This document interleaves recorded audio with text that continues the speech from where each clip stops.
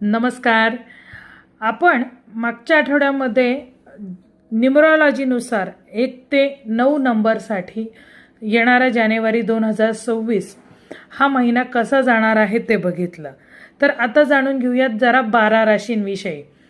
तर सुरुवात करते मेष राशीपासून. जर का तुमची मेष रास असेल तर साधारणतः जानेवारी महिना थोडक्यात कसा जाईल ते बघूया.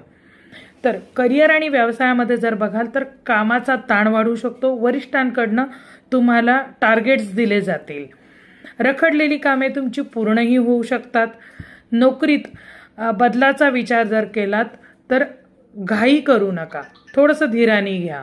व्यवसायामध्ये हळूहळू तुम्हाला एक स्थैर्य किंवा स्टेबिलिटी जरूर येईल.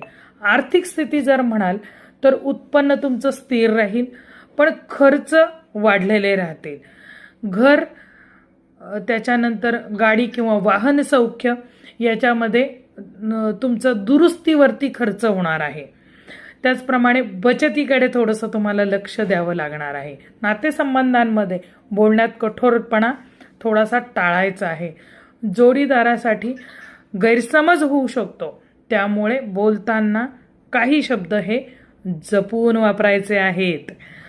तर संयम जर का तुम्ही ठेवला, म्हणजे थोडंसं जर धीराने तुम्ही घेतलं तर प्रत्येक गोष्ट ही व्यवस्थित होऊ शकते. नातेसंबंधांमध्ये सुद्धा एक म्हणतो ना आपण, एक स्ट्रॉंग रिलेशन, मजबूती तुमची नक्कीच तुम्हाला येईल.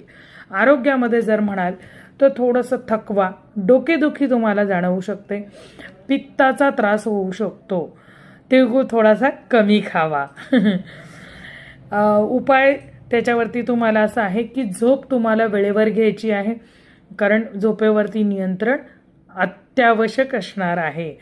तुमच्यासाठी उपाय जर म्हणाल तर मंगळवार आणि शनिवार हनुमान किंवा मारुतीची पूजा करावी किंवा दर्शनाला जावे.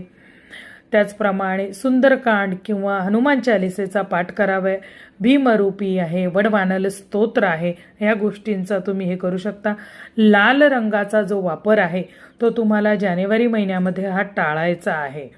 त्याचप्रमाणे ओम अंगारकाय नमः या मंत्राचा जप जर केला तर तो अतिशय लाभदायक ठरू शकतो. मंत्र परत एकदा सांगते, ओम अंगारकाय नमः या मंत्राचा जप किमान 108 वेळा करावा.